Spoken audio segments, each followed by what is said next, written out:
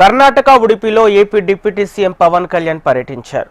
అక్కడి కృష్ణమఠంలో ఆధ్వర్యంలో నిర్వహించిన బృహత్ గీతోత్సవానికి హాజరయ్యారు. అనంతరం అమ్మవారికి మొక్కులు చెల్లించుకున్నారు. ప్రతి ఒక్కరూ గోవులను రక్షించాలని పిలుపునిచ్చారు. తన గోశాలలో 60కి పైగా ఆవులు ఉన్నాయని, గోమాత ఆశీర్వాదం వల్లే తాను ఆ స్థాయిలో ఉన్నట్లు చెప్పుకొచ్చారు. ప్రతి ఒక్కరూ ధర్మాన్ని కాపాడాలని పవన్ కోరారు.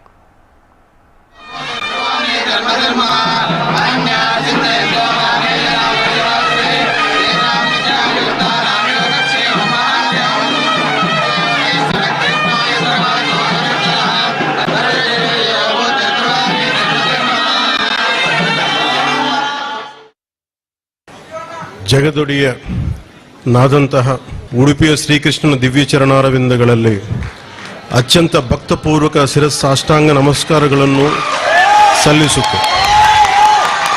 ಪರಮ ಪೂಜ್ಯ ಪರ್ಯಾಯ ಪುತ್ತಿಗೆ ಶ್ರೀ ಕೃಷ್ಣ ಮಠದ ಹಿರಿಯ ಪೀಠಾಧಿಪತಿ ಶ್ರೀ ಶ್ರೀ ಸುಗುಣೇಂದ್ರ ತೀರ್ಥ ಸ್ವಾಮೀಜಿ ಅವರ ಪಾದಾರವಿಂದಗಳಿಗೆ ಭಕ್ತಿಪೂರ್ವಕ ನಮಸ್ಕಾರಗಳು.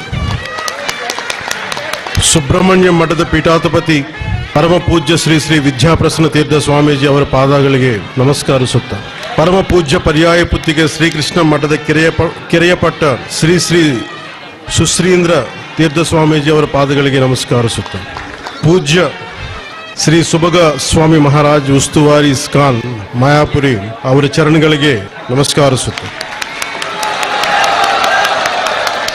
ಮಾನ್ಯ ಶಾಸನ ಸದಸ್ಯ ಉಡುಪಿ ಶ್ರೀ ಯಶ್ಪಾಲ್ ಸವರಣ್ಣ ಅವರು, ನನ್ನ ಆಪ್ತ ಮಿತ್ರ ಹಾಗೂ ಟಿಟಿಡಿ ಬೋರ್ಡ್ ಸದಸ್ಯರಾದ ಶ್ರೀ ಬಿ ಆನಂದ್ ಸಾಯಿ ಅವರಿಗೆ ಹಾಗೂ ನನ್ನ ಪ್ರೀತಿಯ ಬಂಧು ಬಾಂಧವರೇ, ಸದ್ಭಕ್ತರೇ, ಮಾಧ್ಯಮದ ಮೂಲಕ ವೀಕ್ಷಿಸುತ್ತಿರುವ ನನ್ನ ಎಲ್ಲ ಸಹೋದರ ಸಹೋದರಿಯರೇ, ಪತ್ರಿಕಾ ಮತ್ತು ಮಾಧ್ಯಮ ಮಿತ್ರರೇ, ನಮಸ್ಕಾರಗಳು.